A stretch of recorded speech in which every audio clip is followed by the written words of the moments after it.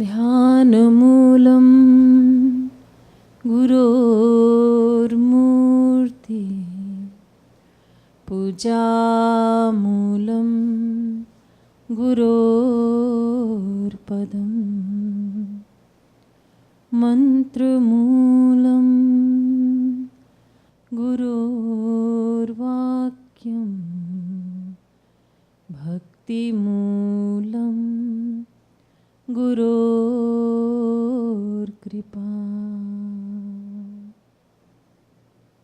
गुरुर्ब्रह्मा गुरुर्विष्णुर् गुरुर्देवो महेश्वरः गुरुः साक्षात् परब्रह्म तस्मै श्री गुरवे नमः।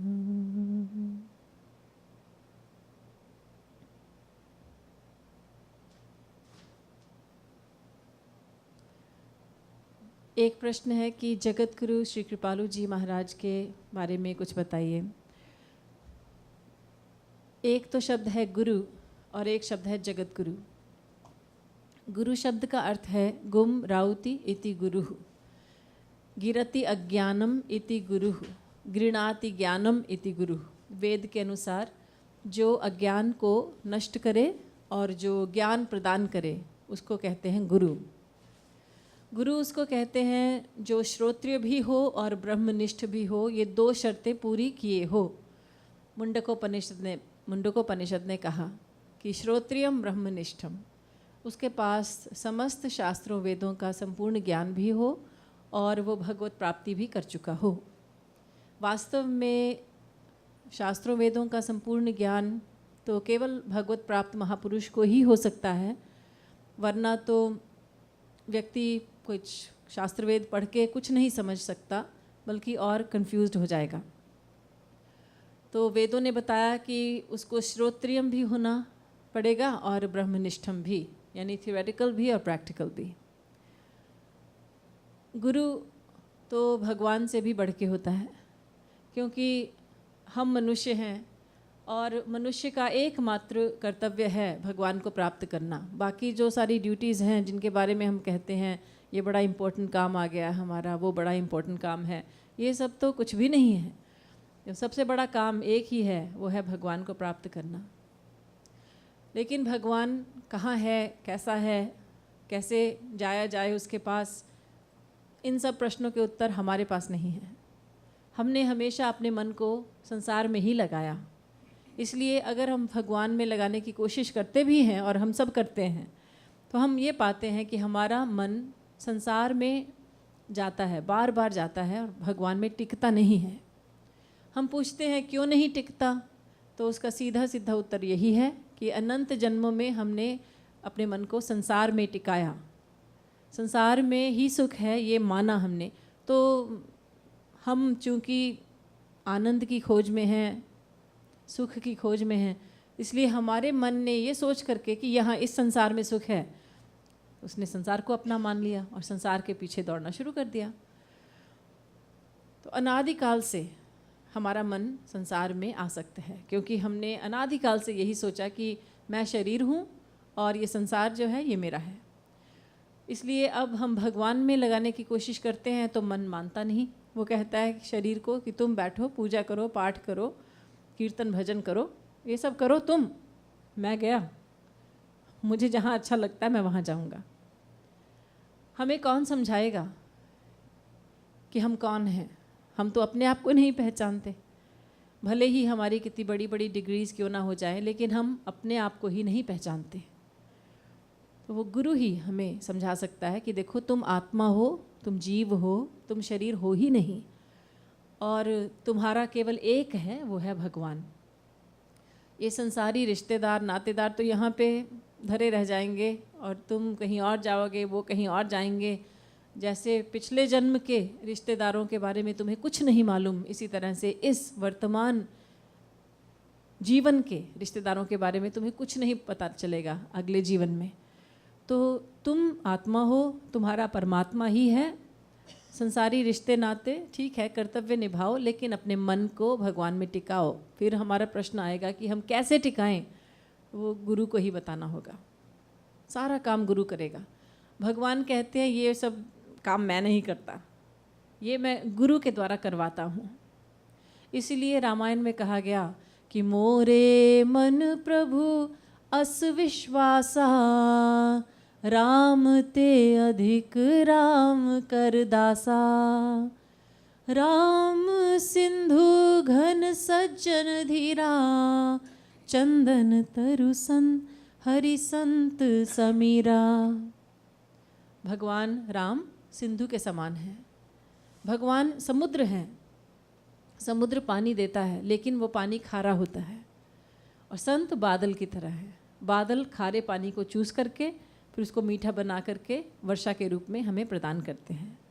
तो हम बेशक हम समुद्र के आभारी हैं, लेकिन समुद्र से भी अधिक हम बादल के आभारी हैं कि उसने खारे पानी को मीठा करके हमें दिया।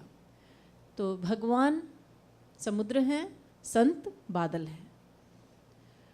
तो भगवान कहते हैं मैं अपना ज्ञान खुद नहीं दूंगा, मैं संत के द्वारा दूंगा। या यूँ कह लीजिए भगवान कहते हैं मैं संत के रूप में आकर के, गुरु के रूप में आकर के तुम्हें ज्ञान दूंगा, लेकिन भगवान के रूप में नहीं दूंगा। इसीलिए ध्यान दीजिएगा, गीता में अर्जुन ने भगवान को कहा कि शिष्यस्ते हम शाधि माम त्वाम प्रपन्नम, मैं आपका पूर्ण शरणागत शिष्य हूँ। उसने ये नहीं कहा कि मैं आपका दास हूँ, आप स्वामी हैं, आप भगवान हैं, मैं आपका पुजारी हूँ। उसको मालूम था, अर्जुन को मालूम था कि अगर वो ऐसा बोलेगा तो भगवान कहेंगे हाँ हाँ अर्जुन, मैं भगवान हूँ और तू जीव है, और लेकिन मैं अपना ज्ञान खुद नहीं दूंगा, क्योंकि ये मेरा अनादिकाल से नियम है कि मैं खुद अपना ज्ञान नहीं देता, संत के द्वारा दिलवाता हूँ। तो इसलिए अर्जुन, मैं तुम्हें एक पता बताता हूँ, नाम देता हूँ, ये जो एक संत है उसके पास चले जाओ और मेरा ज्ञान वो करवा देगा तुम्हें। अर्जुन को मालूम था कि ऐसा होने वाला है, तो उसने ये कहा ही नहीं कि आप भगवान हैं, मैं आपका पुजारी हूँ। उसने ये कहा कि आप मेरे गुरु हैं, मैं आपका पूर्ण शरणागत शिष्य हूँ, आप मुझे बताइए मैं क्या करूँ। तो गुरु के बिना तो गति है ही नहीं। रामायण में यहाँ तक कहा गया कि जो विरंची शंकर सम होई, ब्रह्मा शंकर के समान भी कोई महान क्यों ना हो, लेकिन गुरु के बिना उसको वो भवसागर को पार नहीं कर सकता। क्योंकि ABCD का जो स्पिरिचुअल लाइफ में ABCD का ज्ञान भी गुरु से ही मिलेगा।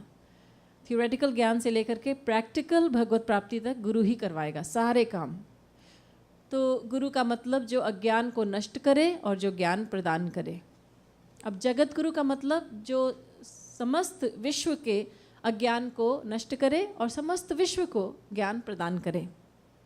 ये शब्द जगत गुरु शास्त्रों वेदों में, ये उपाधि जो है जगत गुरु वाली, ये शास्त्रों वेदों ने नहीं दी है, ये मनुष्यों ने ही दी है। वैसे तो जो शब्द है जगत गुरु, ये भगवान श्री कृष्ण के लिए इसका प्रयोग हुआ है। कृष्णम वंदे जगत गुरुम हम लोग बोलते हैं।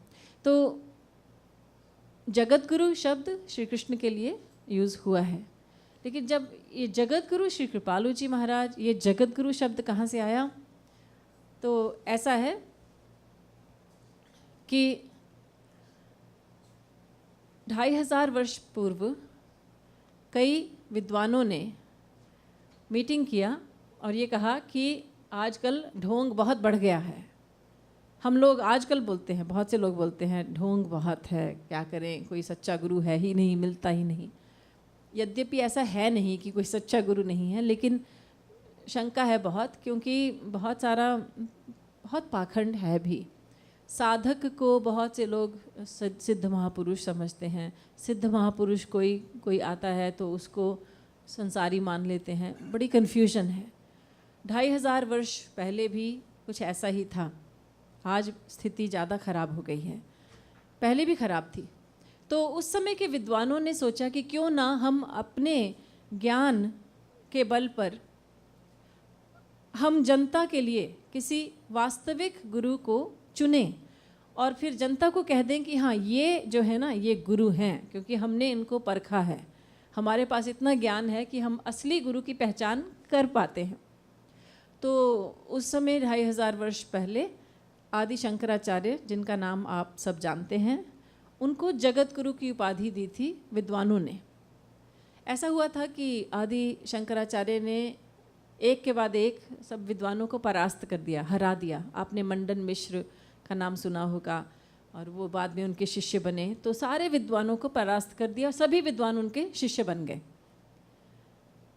और सभी विद्वानों ने उनको जगत गुरु की उपाधि दी। और आज हम सब जानते हैं कि आदि शंकराचार्य शंकर भगवान के ही अवतार थे। तो आदि शंकराचार्य ने अपने शरीर को 32 साल की उम्र में छोड़ा। अष्टवर्षे चतुर्वेदी, 8 साल में उनके पास समस्त वेदों का ज्ञान था। द्वादशे सर्वशास्त्रविद, 12 वर्ष में उनके पास सभी शास्त्रों का ज्ञान था। षोडशे कृतवान भाष्यम, 16 साल में वो भाष्य लिखते थे। और द्वात्रिंशे मुनिरभ्यगात, 32 साल में उन्होंने अपने शरीर को त्याग दिया। लेकिन शरीर त्यागने से पहले उन्होंने भारतवर्ष में चारों दिशाओं में उन्होंने पूर्व पश्चिम उत्तर दक्षिण में मठ स्थापित किए, और उनमें एक एक अपना योग्य शिष्य को मठाधीश बना के वहाँ पे बिठा दिया। अब वो लोग भी जगत गुरु शंकराचार्य कहलाने लगे, और वो गद्दी तब से चलती आ रही है। वो आज भी 4 क्या 5वां भी है।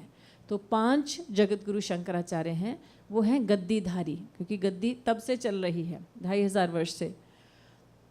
और हिस्ट्री में फिर ऐसा हुआ कि फिर दूसरे जगत गुरु है निम्बार्काचार्य, तीसरे हुए जगत गुरु रामानुजाचार्य, चौथे हुए जगत गुरु माधवाचार्य। और जगत गुरु माधवाचार्य 700 साल पहले हुए थे। ऐसा नहीं कि कोई संत आया ही नहीं 700 साल तक, लेकिन कोई जगत गुरु नहीं आया। तो तब ऐसा हुआ कि विद्वानों ने 200 साल पहले डिसीजन लिया, निर्णय लिया कि किसी इतने बड़े महापुरुष को चारों तरफ जाना पड़े और इससे शास्त्रार्थ करे, उससे करे, तो इससे अच्छा है कि हम लोग जो सबसे बड़े विद्वान हैं वो एक संस्था बना लें। तो उन्होंने 500 विद्वानों ने डिसीजन लिया और उन्होंने एक संस्था बना ली, काशी विद्वत परिषद नाम की।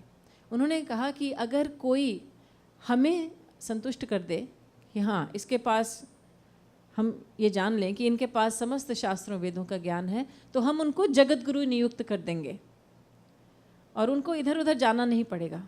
तो 200 साल पहले ये संस्था बनी थी, काशी विद्वत परिषद नाम की। तो जब श्री महाराज जी 34 वर्ष के थे, तो काशी विद्वत परिषद ने उनको काशी निमंत्रण दिया था। उनका एक प्रवचन सुन करके वो इतने प्रभावित हुए थे कि काशी विद्वत परिषद के जो प्रधान थे, उन्होंने पब्लिक से कहा था, लाखों की पब्लिक को, कि हमारा सिर किसी के सामने नहीं झुकता, क्योंकि हम काशी के सबसे बड़े विद्वान हैं, काशी विद्वत परिषद के हैं आखिर। और हम तो सरस्वती बृहस्पति को भी चैलेंज कर देते हैं ज्ञान के मामले में। लेकिन कल जो हमने प्रवचन सुना, श्री महाराज जी उस समय 32 साल के थे, 33 साल के। तो जो हमने प्रवचन कल सुना, हम इनके नतमस्तक हो गए सुन करके। और हम आप सबको कहते हैं, बता रहे हैं कि ये बहुत बड़े महापुरुष हैं और आप इनके सानिध्य का पूरा पूरा लाभ उठाइए। तब उन्होंने श्री महाराज जी को काशी बुलाया था और वहाँ पर उनसे अनुरोध किया था कि आप प्रवचन करिए। श्री महाराज जी ने 10 दिन तक प्रवचन किया था, हिंदी में, उसके बाद संस्कृत में। 10 दिन प्रवचन सुनने के बाद काशी विद्वत परिषद के 500 विद्वान, जिन्होंने सबने सुना था, उन्होंने आपस में मीटिंग किया और उनके जो प्रधान थे उन्होंने कहा कि आप लोग बताइए, आप में से कौन इनको चैलेंज करेगा, चुनौती कौन देता है इनको शास्त्रार्थ करने की। तो उन्होंने कहा कि अगर कोई मनुष्य होते तब तो उनको चुनौती देते, ये मनुष्य है ही नहीं, ये मनुष्य नहीं है, ये तो एक भगवत प्राप्त महापुरुष हैं, ये अनादिकालीन सिद्ध हैं और ये जगत गुरु कहलाने योग्य हैं। तो उन्होंने पूछा सबसे कि सब एक मत हो क्या? तो सब ने कहा जी हाँ, हम सब एक मत हैं